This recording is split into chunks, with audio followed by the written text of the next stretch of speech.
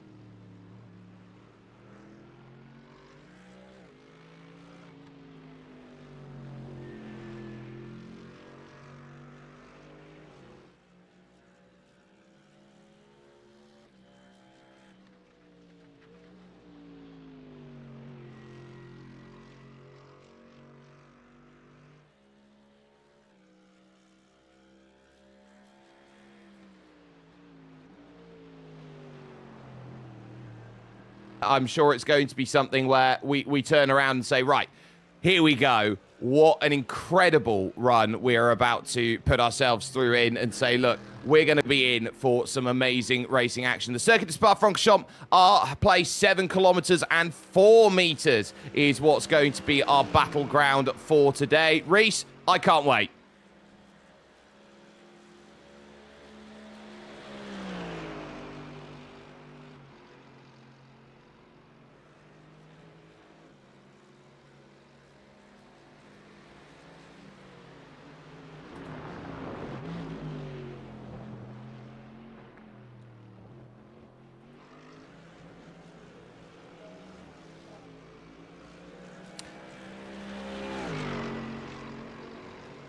So, we're going to have a lot of fun here.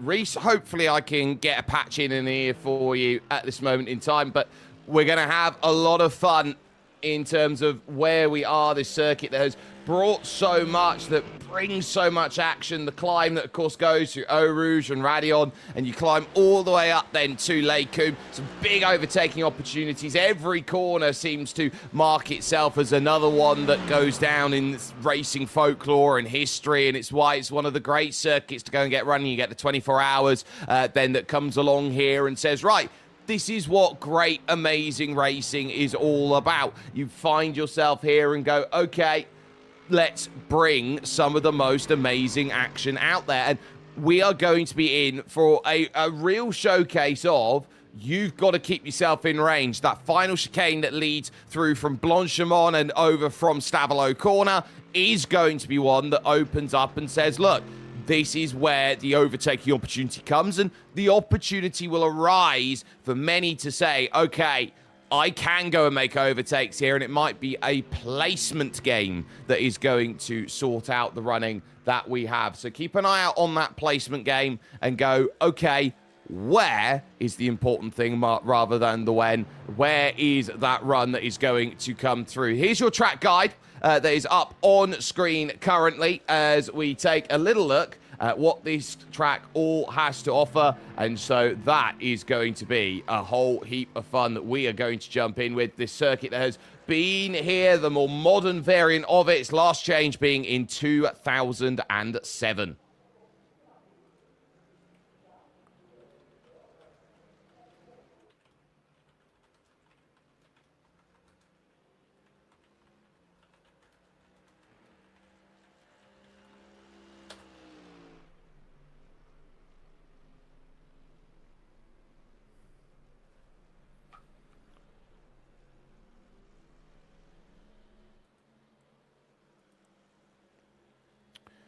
So,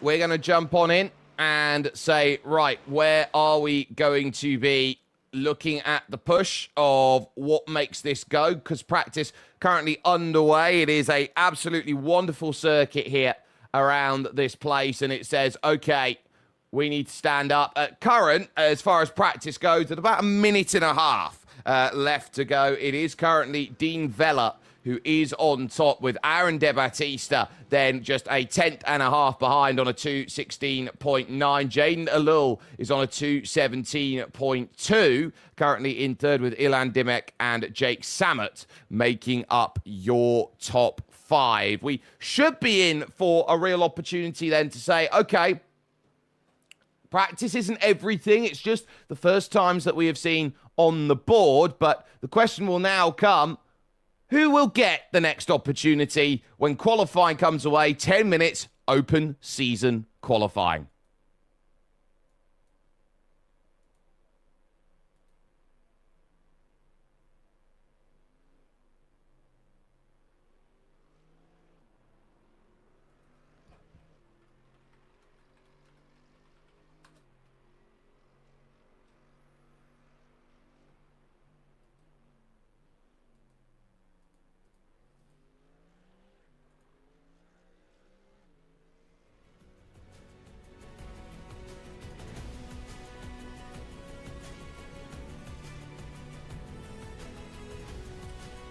So,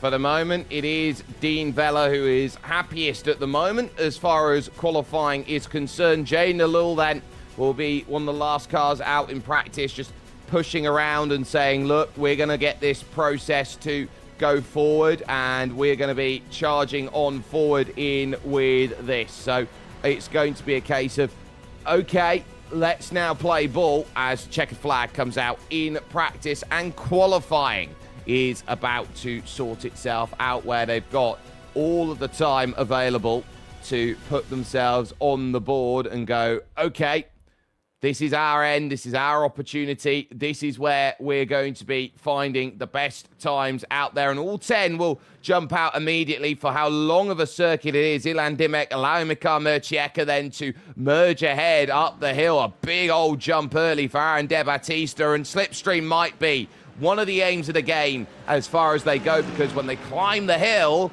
they might be looking at this going, that's an extra couple tenths on the straights.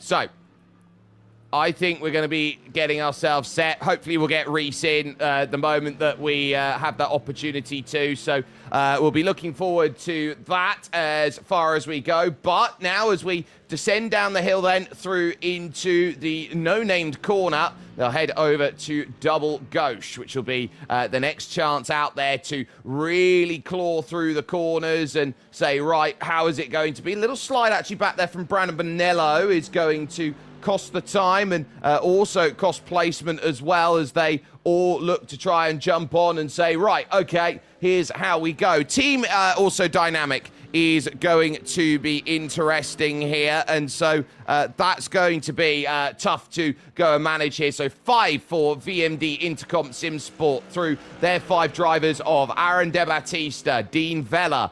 They will have Jane Nalul, Sheldon Muscat, and Ilan Dimek Girshi as their 5. Brandon Bonello will then be for Project Aversio, along with Jake Samet and Mikhail Murcieka. And then the final 2, who are free agents then in this, are Neil Gorchi and Christian Kavai, who will be turning their attention out then to how their racing action is going to set. And so for the moment, it's a case of first lap time start. Aaron De Battista then immediately looking to weave about. It is worth noting the layout that is being run today is the endurance layout. So that will be a case of, okay, that is going to be huge in terms of the understanding of where they go. And I would say, right, how will this now manage on the climb up the hill?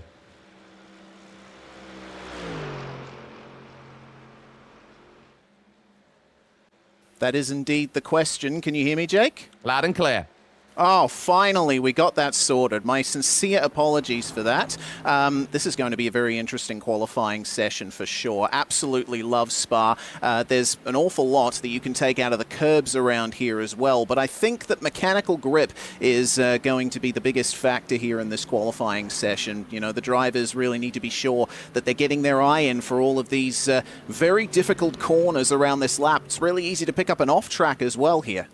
It very much is. We are a little bit on delay here, so we're not exactly seeing all of the drivers in real time from our look, but you're getting a good look at the likes of, say, Brandon Bonello, you just saw a little bit earlier on, then having his concentration live from the World Pro Racing Arena. So he's looking at this going, okay, I want to try and pull this with everything I've got and then some, and we'll be keeping a very, very close eye on how they are all going to work. But now is going to be the case of middle sector, yeah, all having to run to the same car today, Reese. They're all in the Mercedes AMG GT3 from 2020. It's now one of the oldest cars out there in the GT3 lineup of iRacing, but what it offers is your perfect play to say, this is how you want a car to run and understand in sim racing spec. If you want to understand GT3, you drive this one first.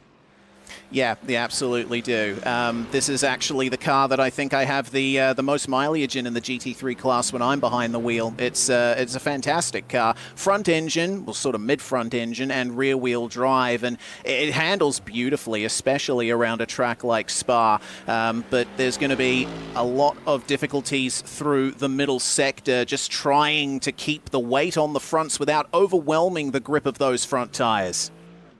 Yeah, and those front tyres are going to ask for a whole heap of work out there here on this endurance layout of the circuit rather than the Grand Prix, as Aaron De Battista sets a 2:17.7 as the benchmark, about 0.8 of a second slower than his time in practice. Jane DeLille second on an 18.1, and then Jake Sammet up to third on an 18.1 as Ilan Dimek goes to an 18.2. Out there, no threat of rain is expected here today in sim time about 1 o'clock in the afternoon, and that will show you everything that you've got. 38 degrees Celsius at the moment, track temp. Yeah, it's certainly a bit warm and toasty out there, which means it's going to be easy to overwhelm the front tyres in terms of temperature. You know, once they overheat, they do tend to lose their grip. So you need to be sure that you've got your brake bias dialed all the way back, not just for the best rotation, but to look after those front tyres as well, because goodness knows you're going to need them when you get into the twisties here. Yeah, and those twisties, I think, are going to be really, really important. So I am pretty sure that we are going to be setting ourselves up then for what is going to be some incredible qualifying action and then racing, which will be half an hour's worth of distance. And Reese, I think the key is going to be here, as you're looking to manage the laps, how you manage that middle sector through the likes of the Fania chicane over to Campus and out of Stavolo. I think this is a circuit that challenges you, because often you try and trim this circuit to be quick at the first and third sectors. Yeah, indeed. Very long straights and, well, I suppose very long flat-out sections, I suppose is a better way of putting it. The run from La Source all the way up to Le Combe, and then the run out of Stavolo through Blanchimont to the chicane. In a GT3 car, it should be flat out through Blanchimont, the fast left-hander at the end of the lap. But I think with how much they would be trimming these cars out, it's going to be a little bit sketchy through there. But, you know, for a race setup, I would expect to be trimming the car out, because, you know, you can go for a bit more downforce. It'll give you the grip in the middle sector, but you'll lose out on the straights. Absolutely, and this is going to be a show that is brought to you through some fantastic partners of ours, which include Simtech.dev, Intercom. You've seen the likes then that have been scrolling on the left-hand side, Arcafort on your screen, that are also important, and these lap times that have been oh so important here, that you can see on the left-hand side, your timing tower, and you can see with the green mark who's on a personal best lap, or who's just done a personal best lap, or who hasn't. Dean Vella to the top on a 17.4. Jake Sammet just 0.04 of a second back, with Jane DeLille to third on a 17.6. It is getting busy up at the top of the times. Certainly is, but we still haven't seen the maximum pace of these cars yet. Don't forget, the top times from practice were in the 2:16s, and Dean Vella set a 2:16.79. If he can grab some slipstream on a lap, then he may stand a chance of bringing that margin even higher. Currently, about 0.04 of a second or so separating our top two, but there's every chance that that could increase. Absolutely. There is, and we are going to be really setting ourselves up for what that is going to offer, as Brandon Bonello now gives himself a really good shot at what is going to be going through. He pilots his way through Fania and now looks to try and get the car to rotate through, and knows that already they're down to 1:15 on the clock. So they are right up in the late stages of this qualifying. Dean Vella is going to be absolutely on point. So he knows that if he wants this to work, if he wants this to be the lap that he is hoping that it's going to be, he has to absolutely, on song, on ceremony, put himself in a position where nobody else is going to be finding that chance away. Vela currently has that control, but in the final stage, it's also going to be a rush here, Reese, to get their final lap sorted. Yeah, for sure. It's certainly going to be interesting to see who gets their final laps in here. Just 30 seconds remain on the clock as everyone, I think, is out there and ready to start their final lap. They should be able to get it in here, this being a single race session and open qualifying as well. So let's see who gets that final lap down. It's been a bit of a long run in qualifying as well. We haven't seen any of the drivers go in and get another set of tyres on the car. So I think they're just in their prime phase at the moment. Now is the time when you need to get this lap perfect.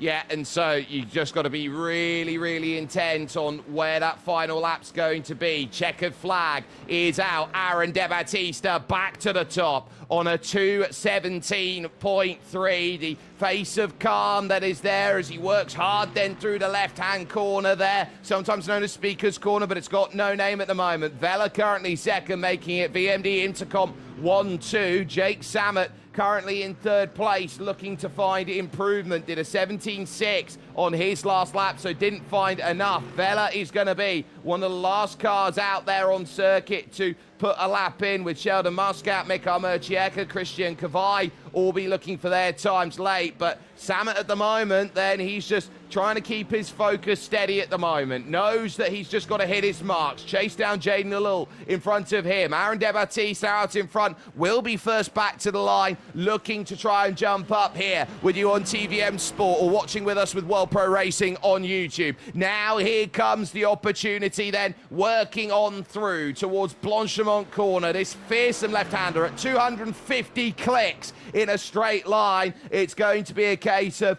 okay, right, now here comes the almighty opportunity, hitting through what is normally the final chicane, but now needing to get to last source, the hairpin, to get yourself over the mark and say, right, this is going to be where line and opportunity now present themselves. It's going to be where you're going to have to wonder, will there be improvements? Vela working himself through. Remember, they've got to drive all the way towards the endurance finish line, not the Grand Prix finish. So it's a 17.4. It's no improvement here for Aaron De Battista. Can Jake Samet find enough then to jump up to a 17.3? He needs only a 1/10 of a second to go and break the mark, and he crossed the line on a 17.6. The tyres have cured too much. Vela over the line, 17.4 also doesn't improve, so that's going to leave him stuck on song. Ilan Dimek's time is done. Sheldon Muscat has a minor improvement that does not give him position. You saw the hands for Ilan Dimek,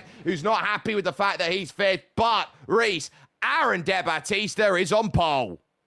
That he is, and what a time it is, 2:17.366. It's worth pointing out that Dean Vela at one point in the session set a 17.1, but he got an off track on that lap, so it didn't count. I mean, with the margin as close as it is here for pole, surely Vela's going to try his best to strike back when we get this 30-minute race underway. But a fantastic performance from all of our drivers to start things off.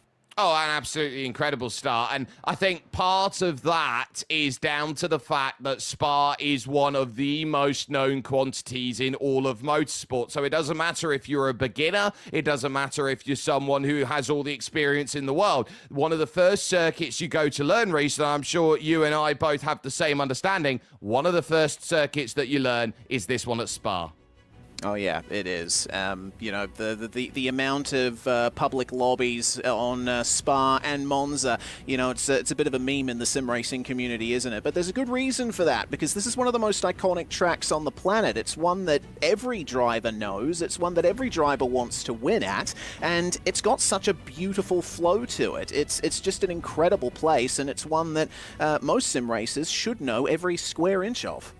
That they should, and I think it's going to be something where I look at this entire field and go, okay, this is more than just an individual championship. It is an individual championship. The only thing you can be is Maltese national champion by getting this sorted. But they look at this one here at Spa. They've got Imola, the Red Bull Ring, Watkins Glen, and Silverstone. I would say that is the perfect mix for what will be half-an-hour length races. Strong racing, difficult racing, but also racing that gives you a lot of overtaking opportunity. Yeah, plenty of overtaking opportunity indeed, particularly into what is turn 4 on this layout at Lacombe and coming into the chicane at the end of the lap. But there's passing opportunities elsewhere around the circuit as well, into Fagnes, the right-left in the second sector, coming into Stavelo as well. All opportunities where you can get a move done, but I think you would want to sit behind until the straight, because passing in the slipstream, I think, is going to be the easiest way to make up places. It should be, and we should be keeping a very close eye on what that is going to mean over the course of the racing that we have. And so I'll be very much looking forward to how this is going to settle out in terms of today's running today. So we're going to be keeping ourselves in for a really strong run, and I am sure that we are going to be in for a really good chance. This show, of course, is brought to you courtesy of Gaming Malta, as well as that with Enemed, and we're going to be in for a really fun time knowing that they have brought so much help and support for what is this incredible series. So we will be keeping a very good eye on what will be brought together from these 10 drivers to set themselves on song. And Reese, I'm sure we're going to be in for a real treat. We're going to step aside for one moment here with your Malta National Sim Racing Championships for 2026. When we come back, it's race time.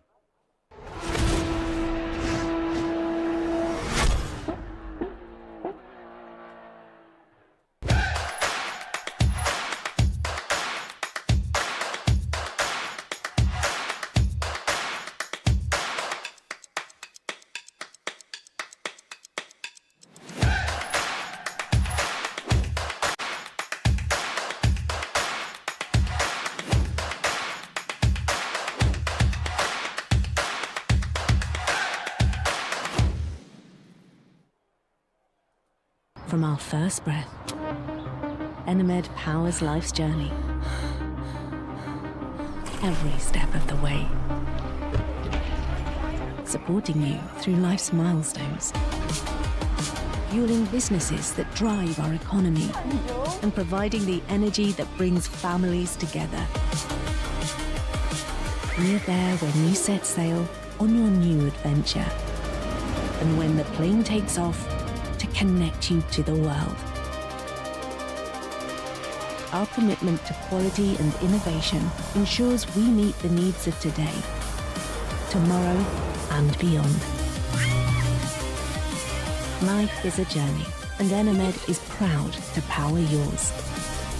Wherever life takes you, we will be there.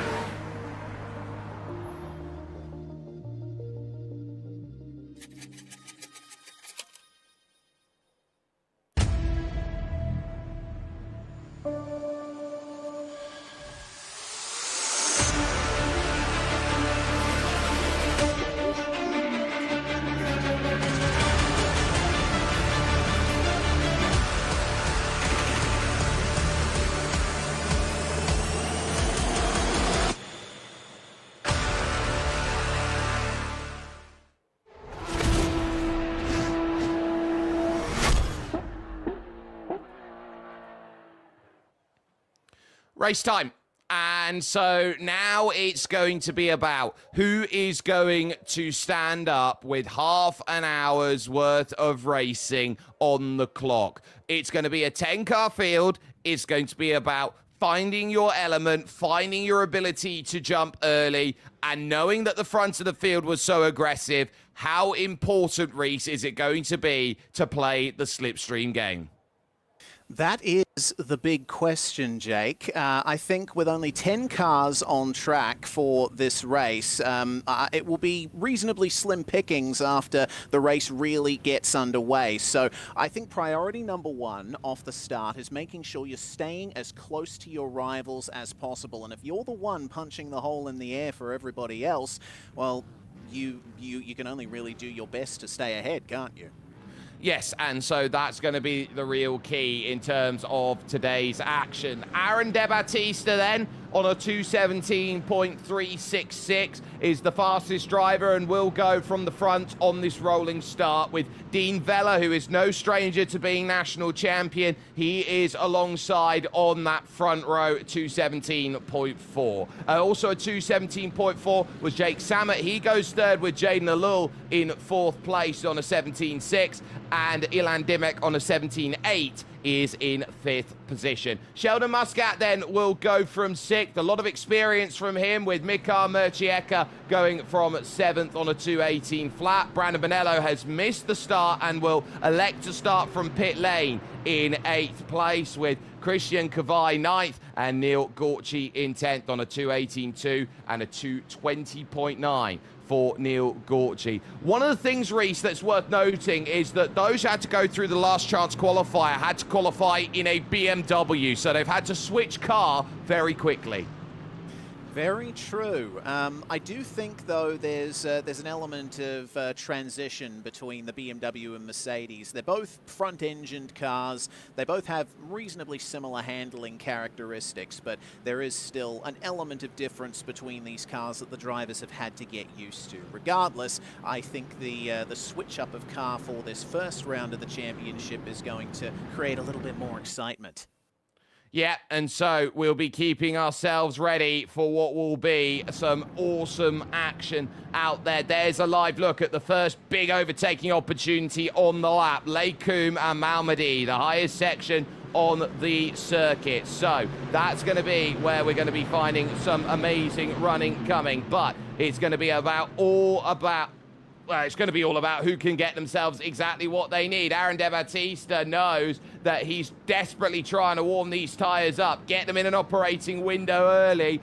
5 VMD Intercom cars in your top 6. Only Jake Samet breaks the train there in the white and blue for Project Aversio. The Porsche is in. They're waiting for the drop of the green flag to go. The drop of the green does go, and we get ourselves underway for racing action. What a lovely launch from Mikhail Murchieka back there on the third row. He was perfect. They go side by side up through Eau Rouge and Radion to start this off, and Dean Vella has not lifted off at all. Aaron De Battista now is going to have to watch out, because this is going to be a drag race. Samet in third, Dimek fourth. A little under pressure from Murchieka with Sheldon Muscat trying to get into play up into Lakoum. They will go for the first time. De Battista on the inside covers the mark.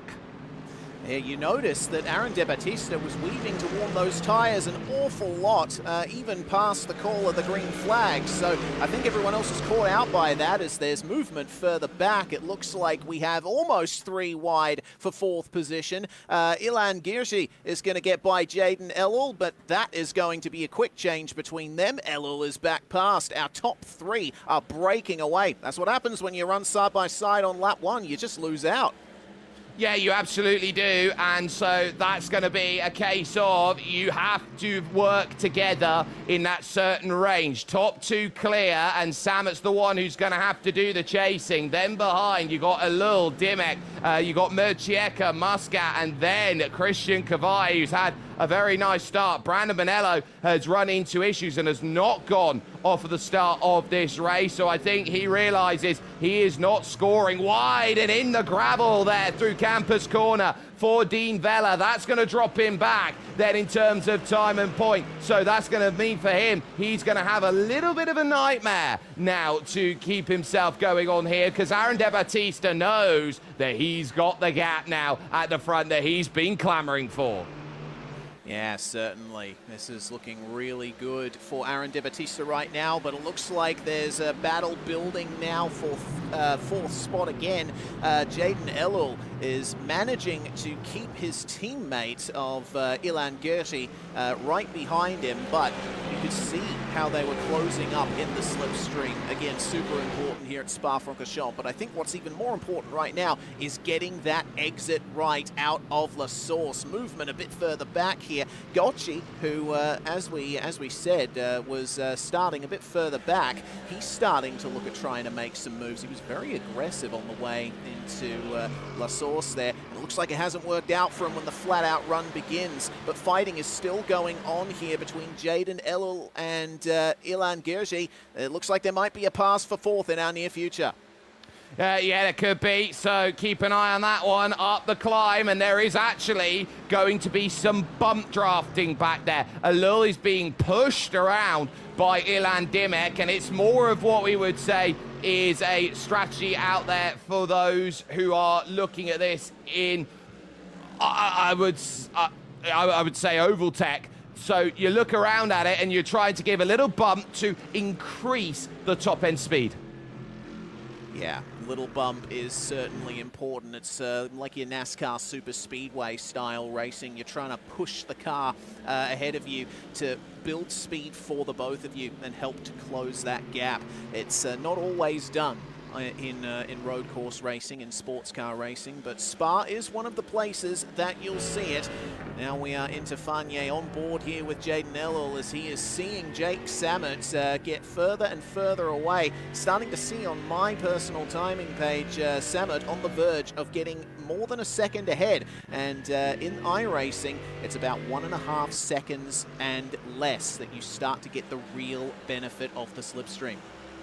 Yep, so he's starting to run into troubles, and that one is really going to be hurting. We know that Brandon Bonello is out of this race. Gorchi currently in 9th, then Kavai, Muscat, Murchieka, Dimek, Elul, Samet, Vela, and De Batista. These two trying to run away and making this the best that they possibly can in the early stages of this running. They know that as far as today goes, Reese, if they make it 1 versus 1, then 1 versus 5, I think they'll be looking at today and going, 1 versus 1 is the much better prowess that they can have than having to deal with 4 other cars that want to go through and gain placement. Yeah, for sure. The more drivers are involved in a battle with you, the harder it is for you to really assert yourself in that fight. If you can just bring it down to 1 versus 1, then there's plenty more of your racing brain that can be freed up in the midst of that battle. Aaron De Batista with some fantastic times so far. 2 minutes 17.6 on that lap, but Dean Vela is really keeping him honest, isn't he? On the way into Lacombe, you see them picking up the gravel. They are cutting as much of these corners as they can without getting a track limits violation. Yeah, and so because they're not picking up the track limits, and they do have a few track limits to play with, they've got 15 before they find themselves in what is the toughest position possible. I think you'd be turning around and saying, look, I want to get anything I can out of this circuit. I know that I've got a few points to play with over the course of this run. It's 15 before drive-through, then every 10 after that. So I would be saying, look, 15 in 30 minutes, you've got 1 place a lap you can run off the track. Yeah, that does seem like the math checks out there, but from what I can see, it doesn't appear that too many drivers have been having trouble with those off-track incident points. One driver that has is Sheldon Muscat down in P7. He has not set a valid lap time in the race yet. It appears that he's gotten off tracks on every single lap so far, so he might want to try and clean that up a little bit if he wants to move forward more, already down 1 position on his qualifying spot. Back to the battle between Jake Samet and Jaden Elul. Looks like Jaden has managed to catch up a little bit. Took around 1/10 of a second out of Jake Samet on the previous lap, and now he's well within slipstream range. He's making up that time into the chicane, but let's see where Samet is strongest. Who gets the best exit out of these slow corners? Well, there's a convergence of different lines, I should say. Jake Samet took a very shallow line going into the final chicane. Jaden Elul opened up there at La Source, trying to just get into the mirrors there, but ultimately it hasn't quite managed off the way that he needs to. There's a look at Jake Samet in the bottom right corner, calm as anything. He's used to racing though, Reese, in a Formula style seat, so that's where he's leant back and he's just having that ability to use the pedals as if he's led down. He's having to drive this very much like a GT car at the moment, where he is sat in very upright. Yeah, driving position is incredibly important, honestly. It doesn't seem like it would make much of a difference, but it certainly does. And if you're used to that Formula style where you're lying down effectively in the car, it can be quite an adjustment when you get to a GT car with its more upright seating position. Little bit wide there for Jaden Ellul, and then Ilan Dimech is going to make up a little bit more speed on him here coming into Sector 2. But this battle just keeps getting tighter and tighter. It's now looking to be a four-way battle for third place, with Mikhail Murchika not too far behind these guys, honestly. He's done well to keep up. He has done, so Ilan Dimech is doing a really good job here. I think he's holding this on. Murchika dropping 3/10 on that last lap won't be happy. De Battista, though, realises Dean Vella is right there, 0.3 of a second. He's not going to be too worried about that. He knows what he's got. He knows what he's capable of doing. And, oh, a little wide there from Dean. He's just going to have to calm it back a little bit, realise he's going to have to keep himself in line. And now I think he's going to understand, okay, I want to be in a place where I can just drive it on hard through the left-hander of Blanchimont, get myself back to this chicane and realise that I'm not outside of a second. It's still about half a second at the moment on gap, and so I will have time to drag this time back. Yeah, still got 2/3 of the race remaining, and depending on when they cross the line, when the timer hits 0, they might get an extra lap versus what they were expecting. Checking back in with this battle for third, and you see how close they are at the moment. A bit of a tighter line on the way out of La Source there for Jaden Ellul in the leading of those teammate Mercedes there, but Mikhail Murchika is probably struggling a little bit for that pace out of La Source. You've got a really long flat-out section afterwards, effectively half the lap here, to just see them driving away in front of you. Speaking of, looks like some snaking is going on there. Jake Samet trying to be defensive, but there's the move for Jaden. Yeah, there it is, trying to get this one done, and ultimately for Jaden Ellul, he's got himself then the chance that's not quite worked out, and it opens the door for Ilan Dimech. Try to work that one on the inside there, Reese, to get that sorted. It opened up the door for Ilan, and down the hill, Ilan Dimech not in a position to get it done at Brussels. Yeah, not quite. Trying to get the move done at Lecombe. You know, it is one of the most obvious overtaking opportunities on the lap, but you can defend the outside line quite easily into that corner. That's a lesson that will be learned for next time, and for the moment, it's resulted in quite a few car lengths gap between Samet and Ellul, and now Jaden in the number 21 is under a lot of pressure from Ilan. It's a very aggressive entry into Fagné, but the opportunity to pass not quite presenting itself. Checking back in with Christian Cavai here. 2:18.7 is his fastest lap so far. He's not quite keeping up with those ahead of them, but considering how close the battle is for third, if something happens in front of him, he's in prime position to take advantage. Yes, so I think he's going to be looking around at this going, yes, I think I've got myself a great chance to attack. But for the moment, De Battista, he's not been able to reel that gap away. He went out to 0.6 of a second. But again, Dean Vella is back closer again. And so, again, I think Aaron De Battista realises here, as we are not a million miles away from the halfway point of this race, because we're going to be sitting here with about 18:35 on the clock remaining there. You can see on the timing tower on the left-hand side, right at the very top. I think Aaron De Battista realises that Dean Vella is going to be here for the long haul. So it might not be a case of an if, it might be a when. Yeah, I think it's a when for sure. coming up through Eau Rouge and Radillon, flat out in a GT3 car, flat out in most cars nowadays. It used to be the case that it was one of the most fearsome corners in motorsport, and it still is. You just need to be really precise with your inputs. It does seem like the slipstream's getting picked up again there for Dean Vella, but we'll have to wait and see what more can be done here through the twisties. I think aero push is going to be a bit of an issue for these drivers, especially in this third place battle. Having all of that aero disturbance over the front of the car. These may be GT3s. They may not be as dependent on aerodynamic grip as, say, an F1 car or a prototype, but they do still produce a good amount of downforce, and you need clear air on the front of the car for it to work. Yeah, so you need that clean air. It's going to be a very important thing for you to just try and pull away.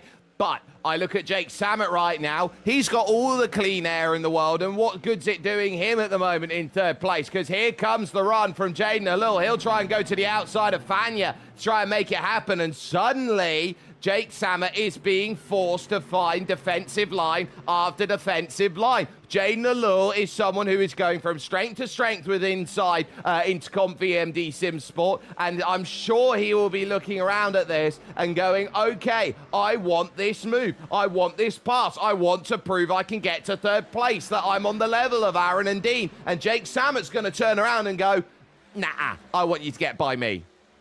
Yeah, indeed. Look at the move here up to the back of his fellow Mercedes here. Defensive from Jake Sammet as Alul pulls alongside him here into the chicane, but he's gone too deep into it. Has to get back on track. Here's the opportunity for Ilan. Slight contact between our third place drivers, and the teammates end up making contact as a result. That's disastrous for Intercom VMD right there. And Jaden Alul has lost the rear spoiler, so he's going to have no downforce for an entire lap by the looks of things, depending on where the pit lane is open and closed. I think on this endurance layout, he's going to be okay and he can dive straight into the pits, but that is a huge disaster for him, but he is going to be staying on for another lap. But that all comes down to the fact that Ilan Dimek is there on the outside. He's got to try and get the clearance as they both ran deep. They both outbroke each other, did the likes then of Sammet and Alul. So it then allowed Ilan Dimek to try and drive on the outside and thought there was clearance, basically, Reese. And ultimately, the responsibility you see there from Alul, he's merged too late.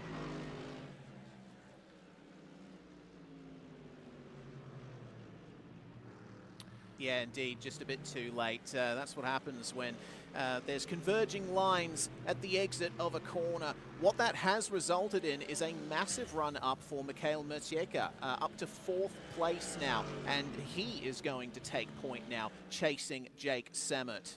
We'll have to wait and see what kind of pace he has left. In fact, looking at the lap time chart, Mikhail was the fastest car on track last time by on a 2:18.0, so I gotta wonder if he's going to try and make the move on Jake Sammet soon. Meanwhile, we'll check in with our leaders. Aaron Di Battista still holding on to this one, but not by much. We are past the halfway point of the race now, and currently the faster ultimate race lap belongs to Di Battista, but Vella is close enough that Aaron really has to hit all of his marks.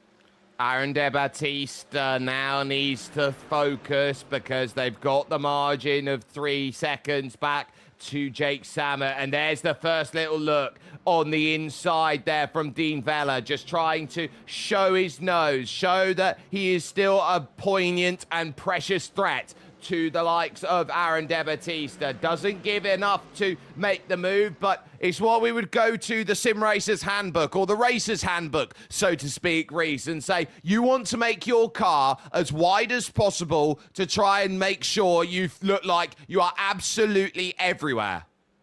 Yeah, for sure. Moving around down the straights, not blocking. That is a slightly different set of circumstances there. But making sure that you're running that tighter line into the corners, just blocking the view of the driver chasing. And then when you accelerate out of corners, trying to cover them off. Also parking at the apex as well. That's one thing that you can do. Just slowing down a little bit more in the mid-corner to force your rival to back off where they'd be expecting to pick up the power. These These two aren't quite close enough for us to see that just yet, but it's only a matter of time before we do see it. Right, so let's put ourselves into position right now because we are nearing the final third of this race. Aaron De Battista and Dean Vella have the gap. Suddenly, for 4th and 5th positions right now, it is turning into Murcieka versus Ilan Dimek. So that's making a difference. Jaden Alul is down in the pit lane right now, so his damage was too much, and so ultimately he's had to drive that one back in, and he realizes he is right behind the 8 ball now for the rest of this championship. So he will look around at Mikhail Murcieka here in 4th place, and this will be huge for Project Aversio. They've got cars 3rd and 4th now at this moment in time, and Ilan Dimek is definitely going to want to get through, and he's going to want to get through like yesterday. For sure. Managed to walk away from the contact with Jaden Alul with minimal damage to his car, did Ilan. And now he's really chasing down Mikhail, isn't he? On the way into Blanchimont. We'll find our way through. Let's have a look into the final big braking zone of this circuit. That's defensive from Mikhail, and that's a big dive up the inside there, and he's almost going to complete the move, Jake.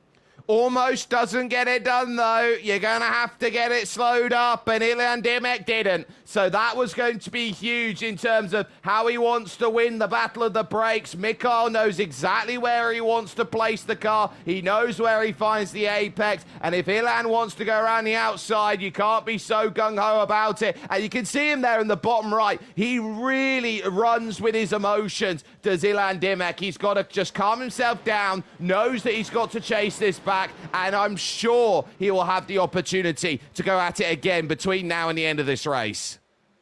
Yeah, he certainly will. Our leaders are getting closer and closer. There's the overspeed from Dean Vella. Aaron De Battista doing exactly what I was talking about before there. Tighter line into the corner, parking it on the apex, and it looks like Dean Vella doesn't have much he can do to combat that. It's going to have to be a big dive somewhere, and he's having a look here at Bruxelles, an incredible downhill corner, this one, but it also means that you get understeer if you enter it a bit too hot, and I think we just saw that from Dean. He's falling back a little bit now from his leading teammate. So, right, let's put ourselves into this scenario right now with Dean Vella. If I was Dean Vella, Reese, what am I looking at in order to make these overtakes? Am I thinking about just waiting till the final minutes to go and make this move? Or am I wanting to get aggressive now, knowing I've got a gap and knowing I want to unsettle the 26 in front? If I were in Dean's position, and I very rarely am, this is the state of play at the moment. Our two leaders are matched crazy close on pace. The last laps that they set were a mere 0.002 of a second apart. So I think if I'm in Dean Vella's position, I am waiting for that last possible opportunity to make the move, because I don't want to give Aaron De Battista any chance to fight back at me. Building up the run out of Stavolo, trying to make the move at the chicane, and then holding him off through La Source. That's what I would do, but we'll have to wait and see how that works out.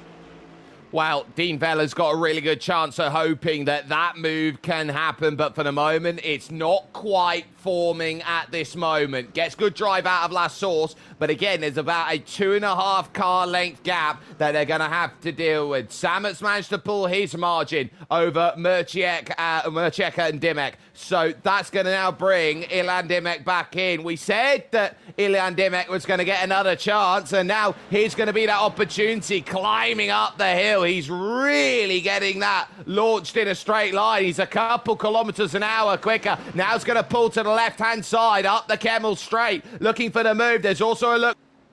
Vella's not going to get the move done, and so now here comes the chance. Ilan Dimek to the outside, and can he get it on a dime? Yes, he can. Lovely move there from Dimmek. Fantastic stuff. Now he's back up into 4th place and he can try and chase down Jake Sammet. Again, it's a case of the drivers being incredibly closely matched. So with 8.5 minutes still remaining in the session, I think there is enough time to bring that gap down somewhat. But I'm not sure if Ilan necessarily has the pace to do it right now. He's still getting harassed by Mikhail Murchieka here, especially coming out of Bruxelles and Speaker's Corners, coming into Pouon here, this beautiful double left-hander. There's Mikhail there, and I mean, you look at his features on the camera feed, he is not betraying any emotion at all, and I often find that the best drivers, you can barely read their faces at all when they're on the camera feed. No, they are stonewall, they are concentrating, and they know what the job at hand is. And so Aaron De Battista has a little look across at him at the moment. So maybe even trying to look down the rigs over to Dean Vella, try and see what his mindset is. It's one of the things when you're racing in land, you get a unique opportunity to see what everyone else is looking at and how they're feeling. Yeah, certainly you do. I love having camera feeds up on these sim racing streams. It gives us an extra eye into what the drivers are going through. A little hat adjustment for our leader, Aaron Di Battista. And you would have seen a couple of times, just have a look at how he's looking through La Source there. He's obviously running triples, which means that you need to be looking into the corner in order to spot your line out of it. But he's also flicking his eyes up occasionally. That would be him checking the virtual mirror and just checking how close Dean Vella is, planning his next defense, which is probably going to be coming in a few moments. Look at the differences in their fastest laps, because there's only 12 thousandths of a second between them. Dean Vella closing in. He's not close enough. He moves to the outside. So now he's going to have to try and lunge late on the brakes. He doesn't get there. Now he's trying to open up the corners here. Aaron De Battista's a little bit in no man's land, and he covers the line. They're going in through the left before running up to Malmedy corner. They are really playing with these marks, and Dean Vella, who has raced against Aaron De Battista many a time before, is now realizing here that he is going to push to every element of what is fair to really put Dean Vella in a position where he can't make the pass. They are down under 6 minutes to go, and so they realize at this point there's about 3 laps left to go and give themselves everything they can, and De Battista's having to defend it. My timing is telling me 2 laps to go when they cross the line next. So that gives you a bit of an eye into the intensity of this fight and how much they have left to give. Entry into Stavilo. Picking up the power very nicely is Dean Vella, but a little bit of understeer through the corner afterwards, being careful not to put a wheel into the gravel trap lest you lose speed down the straight. Well, the slipstream will get picked up again. This is a fantastic fight between these two, but it looks like the big action zone for them really is that that braking zone off the Kemmel Straight into Lacombe. Still incredibly close into the chicane. Who lines it up best? Looks like, oh, maybe a little bit of a better apex there from Dean Vella, and he's taken a bit more curb on the way out of the chicane as well. He's trying everything he can to widen the racetrack as much as he can. So I look at Aaron De Battista. I think I'm going to have to be very, very cautious as far as this goes. It is going to be close, whether it's going to be 2 or 3 laps to go. They're going to cross the line with 4:33 on the clock, doing a 2:18 lap time. So I think it's going to be by about 3 seconds here, just 2 laps to go rather than 3. So for the moment, Dean Vella realizes with the way they've gone, they've got less time to work with. The low fuel warning is there for him as well, so the car is trimmed out as light as possible now, so they can really start attacking here, really start throwing the car. They don't have as much downforce to work with, and that wiggle over the gravel traps that have been recently installed here at Spa are going to make a huge amount of difference. Dean Vella now sees that gap extend by an extra car length and a half. It's a blind entry into Malmedy coming out of Lacombe, so it's often quite difficult to put yourself on the optimal entry trajectory for that corner. That little wiggle probably cost Dean Vella a chance at trying to go for the move on this lap, but he's crucially still close enough to get the slipstream off Aaron De Battista, who has led this race from start to finish. Keeping third, Jake Sammet, he's been minding his own business over the course of this race. He hasn't been pressuring the leaders all that much, but he has been head and shoulders above the pace of everyone behind them, especially when they started battling early on in the race. And I think the incident between Jaden Elul and Ilan Dimek has really benefited him. All he's had to do is focus on hitting his marks, and he's almost guaranteed a podium if he keeps it together.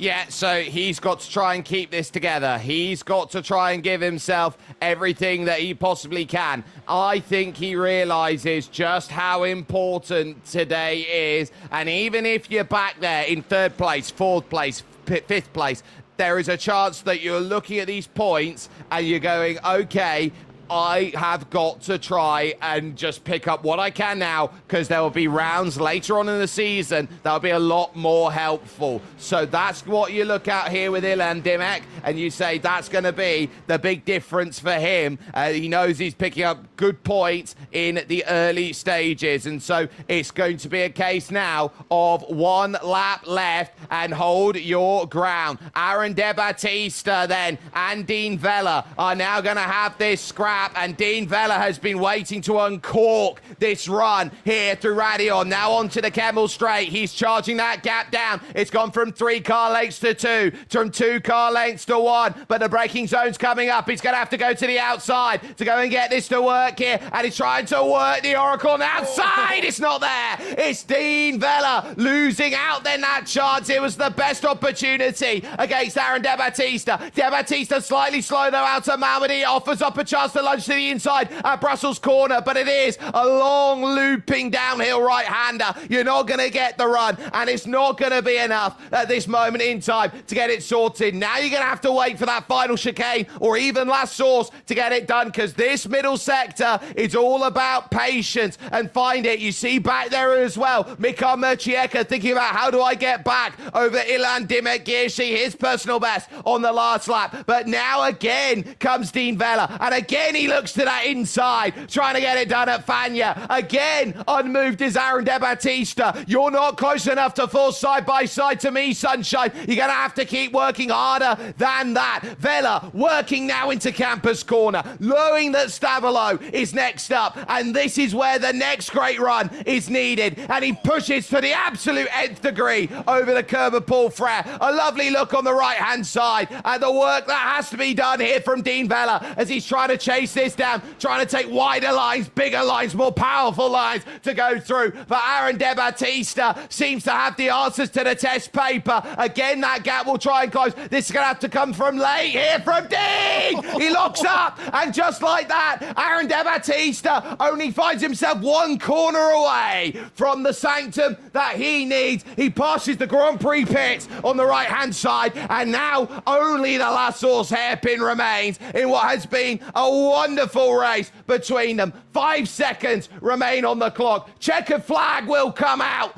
There's Aaron De Battista's day to start the season off. He gets a big fist pump and says, mine! I am championship leader after round 1.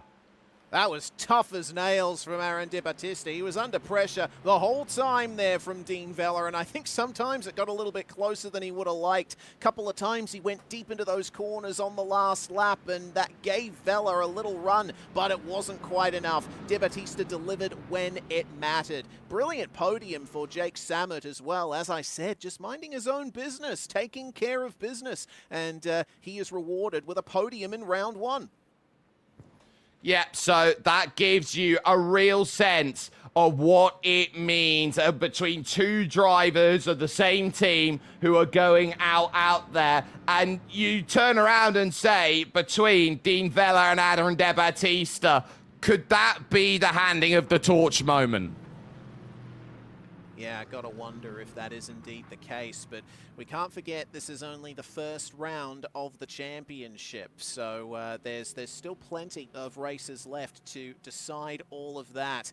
all up, I think the Intercomp VMD team having an excellent result, despite that coming together between Elul and Dimek. But currently flying in formation are their team cars, the trio that managed to get themselves into the top 5. Fantastic.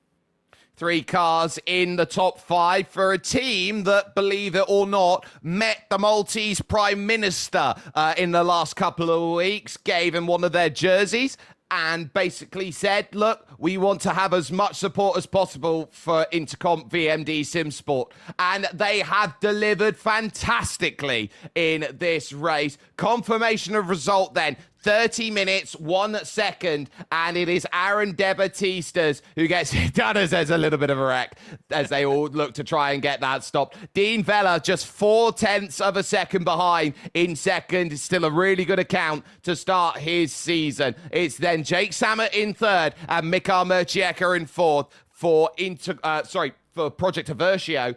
And then in 5th position, it'll be Ilian Dimek. That move did change on the final lap of the race. Sheldon Muscat could only watch on from 6th position, and that just led to Christian Kavai and Neil Gorchi, who found their finishes. Jaden Alul 1 lap down with a damage and a non-starter in Brandon Bonello. Now, the key here, Reese, in that race was to dominate from the front. Just know that you're not going to break away, but keep that cadence up.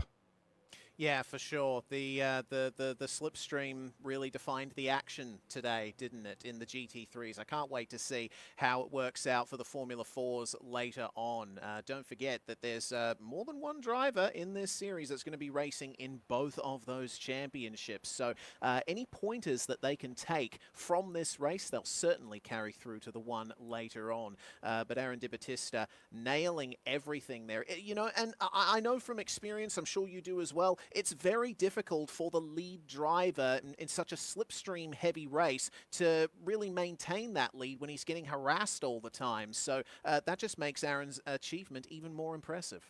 It really does. And further to that point, Reese, if you are having to do the double, that's coming up in about just under 4 hours' time.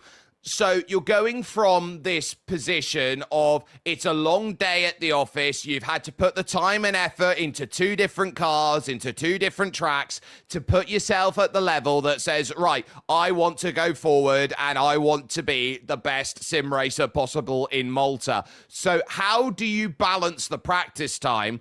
And further to that, how do you get yourself prepared for a long day of sim racing where you've got a fair bit of downtime coming up? Yeah, I think the big thing I would take away is use that downtime effectively. Obviously, in the lead up to this event, the drivers would have been putting in many hours of practice in both cars, but your final race preparation for the Formula 4 race coming up a bit later is what should take priority now. The GT3 race, that's done, and we won't be racing in them again for another week or 2. It's F4 time now, so get in the sim now. Get in that practice session and try your best to get used to what is fundamentally a very different car than the Mercedes we just saw. Now, I do believe we have Aaron De Battista ready for interview. So hopefully we can pull him up on screen or however it's going to work for us here and say, right, now here is the chance to say how amazing of a run it was, because Aaron, as far as today has been, running from the front, getting the best time of qualifying, getting the best lap of the race, and having to fend off in a last lap battle, that is probably the most fulfilling sim racing race you've had.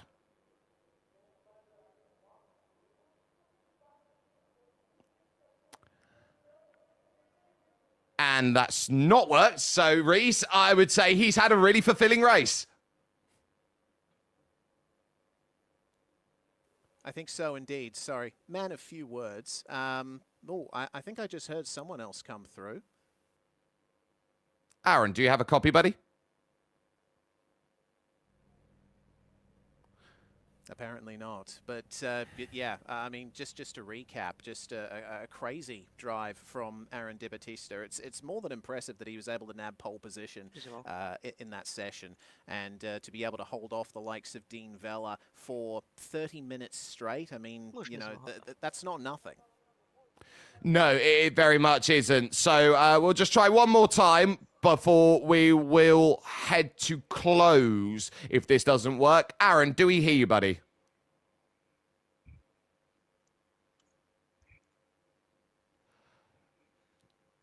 To that element, I'm going to say no. But what an incredible run.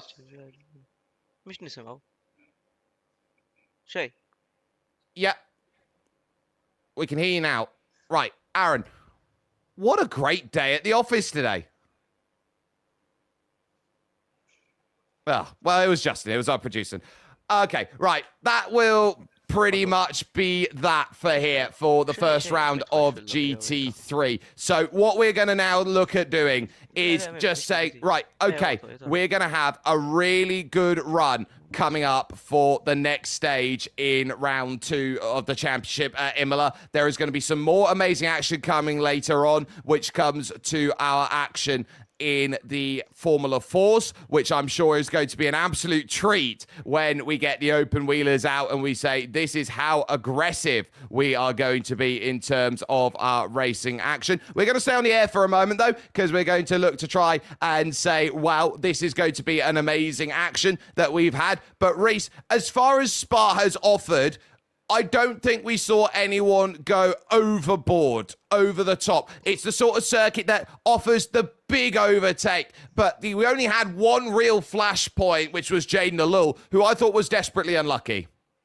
Yeah, absolutely. I do think that the somewhat limited field size does play a part in that, but also I think just the closeness of the pace here. You know, these drivers had to really qualify to get into this championship in the first place, and you don't qualify unless you have crazy pace. The amount of practice that these guys have been putting in as well is insane. You know, I'm constantly marveling at the amount of time that pro sim racing teams put into preparing for events. So the closeness of the pace, it becomes that little bit more difficult to really get the move done. You're right, though. It was interesting to see we only had one big incident. To be honest with you, I did expect more, but we do still have that second race coming up later with much more fragile Formula cars. So I think we are going to see a couple other flashpoints, as you say there. And further to that, the question is now going to be, how do they respond, Reese, going to Imola? Very different in terms of a circuit to Spa, very much a lot tighter, a lot grittier of a circuit, and one of those tracks where I don't think you're ever switched off.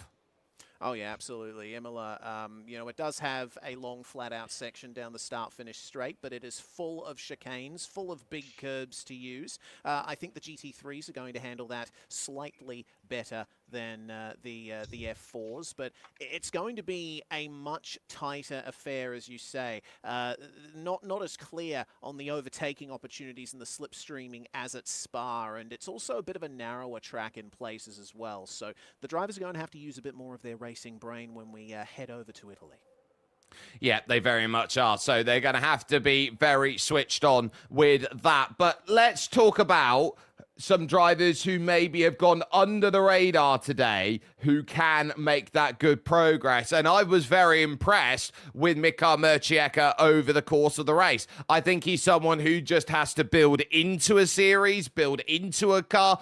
But when you gain 3 places in a race like this and you're making moves on the final lap, I think you're turning around and saying, yes, I am going to be in a position where I do not want to be facing him if I am anybody else in this field. Yeah, certainly. It was a solid drive from Michael Mercieka, and I think what really defined his race was his ability to stay out of trouble. Same for Jake Sammet as well.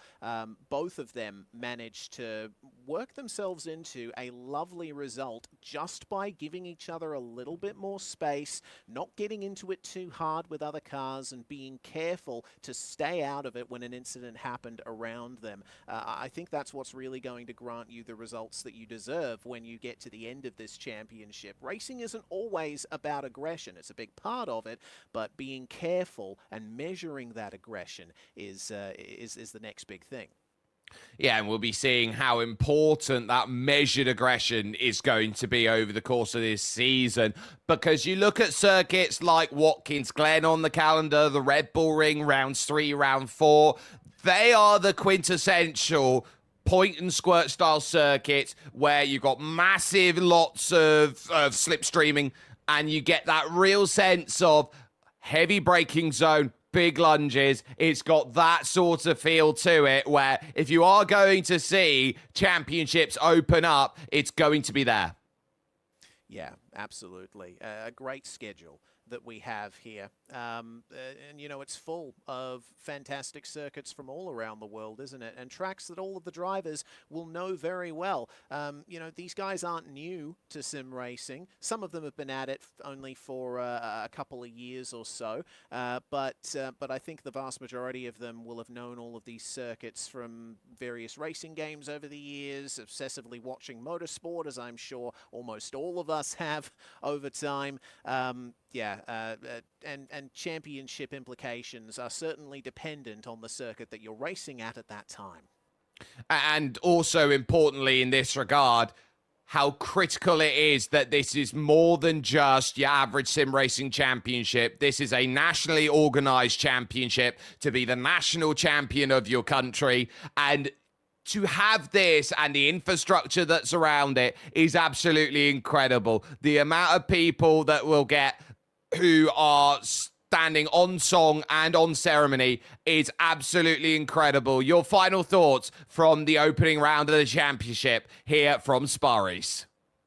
Yeah, my final thoughts are we are setting up for a fantastic championship with the sheer equality of the pace amongst the drivers at the front, but big question marks as well. What could Brandon Bonello have done? Remember, he spent the vast majority of the race in pit lane. What about Jaden Elul? He had his incident with Ilan Dimek coming out of the chicane. We didn't get to see what he was truly capable of. I'm certainly hoping that come next round, we see what those drivers can really do and how close and numerous this championship fight's going to be.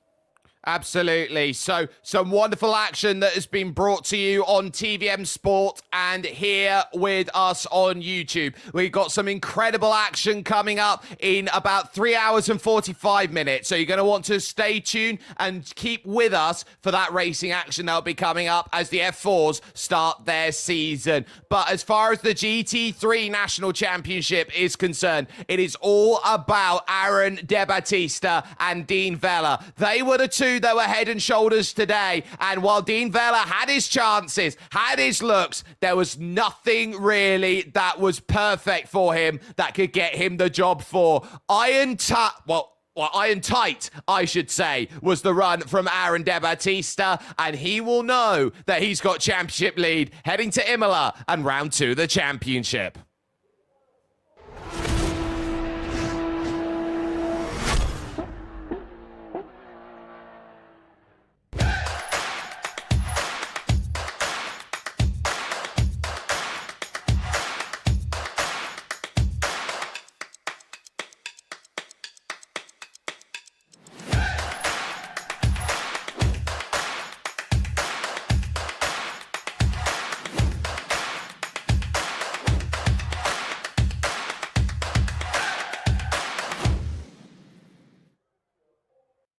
From our first breath, Enemed powers life's journey. Every step of the way. Supporting you through life's milestones. Fueling businesses that drive our economy. And providing the energy that brings families together. We're there when you set sail on your new adventure. And when the plane takes off, to connect you to the world. Our commitment to quality and innovation ensures we meet the needs of today, tomorrow, and beyond. Life is a journey, and Enemed is proud to power yours. Wherever life takes you, we will be there.